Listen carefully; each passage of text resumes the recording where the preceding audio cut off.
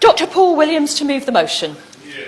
Thank you, Madam Chair. I beg to move that this House has considered democracy in Uganda. Serious concerns have been raised internationally about the Ugandan government systematically undermining democracy in their country.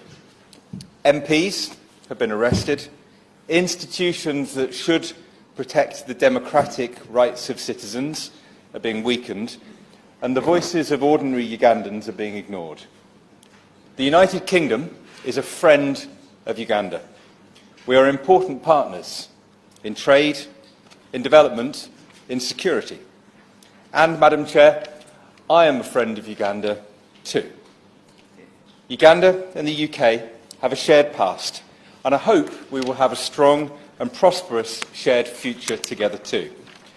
But at the start of this debate today, it's important to ask, what is the UK's interest in Uganda, and whether that gives us a legitimate right to make any comment about its democracy? I firmly believe that Uganda should be valued as an equal partner to the UK. But it hasn't always been an equal partnership. Our relationship began in 1894. Until 1962, Uganda was what was known then as a British protectorate. Now, Uganda is an independent, sovereign nation, and it has been throughout my lifetime. It has a constitution that describes a balance of power between an executive, a legislature, and other independent bodies. I respect the Ugandan constitution. It's right for Uganda, and it's right for the Ugandan people. That constitution protects the Ugandan people. It's the rock on which Ugandan democracy is built. And the relationship between our two countries should always respect the Ugandan constitution. President Museveni has been in power for 33 years this month.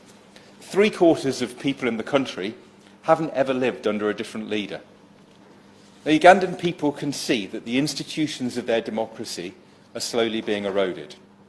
Firstly, the government has closed down critical media outlets. There are credible reports that television stations were interrupted during the 2016 elections when results were being reported that favoured the opposition. There are also credible reports that social media, including Facebook and Twitter, is shut down by the government during sensitive times. Secondly, the government has used the military to attack Parliament. When MPs were debating the extension of presidential term limits, Parliament was attacked and MPs, including Betty Nambuze, were beaten by armed forces. Thirdly, there's evidence of serious human rights abuses. There are serious and credible reports about an attack in Kasese on the palace of King Charles Mubere in 2016 and the massacre of 150 civilians by Ugandan forces. According to these reports, the soldier who led this attack has been promoted and no independent investigation has taken place. Hopefully the Minister will give the government's position on this attack. Fourthly, elections have been described in diplomatic language as being short of being free and fair. Serious allegations have been made about the conduct of elections in Uganda over many years, but the most recent EU report on the 2016 presidential election made 30 recommendations that should be enacted before the next election, which happens in 2021. Now, there are many Ugandan opposition politicians who've struggled bravely to use the democratic process to win power. There isn't time to mention all of them here, but I'd like to draw attention to two people. Kizza Besigye has stood for president on 3 occasions. He's been arrested, beaten and harassed so many times that he's lost count. I had the pleasure of meeting Dr Besigye when he visited our Parliament last year. His sacrifices in the pursuit of democracy in Uganda should be lauded. And I also want to mention Robert Kyagulanyi, also known as Bobi Wine. Kyagulanyi is a young, charismatic musician with a large popular following who was elected to the Ugandan Parliament around the same time that I was elected to the UK Parliament.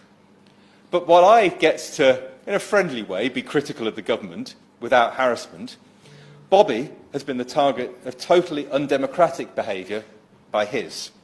In August of last year, he and 4 other MPs were arrested by the military whilst campaigning at a by-election.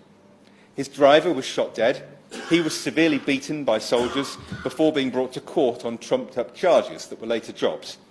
Bobby Wine was eventually handed over to police and released, but this is just another example of the Ugandan government using the military to prevent democratically elected politicians doing their job. The question is that this House has considered democracy in Uganda. Pauline Latham.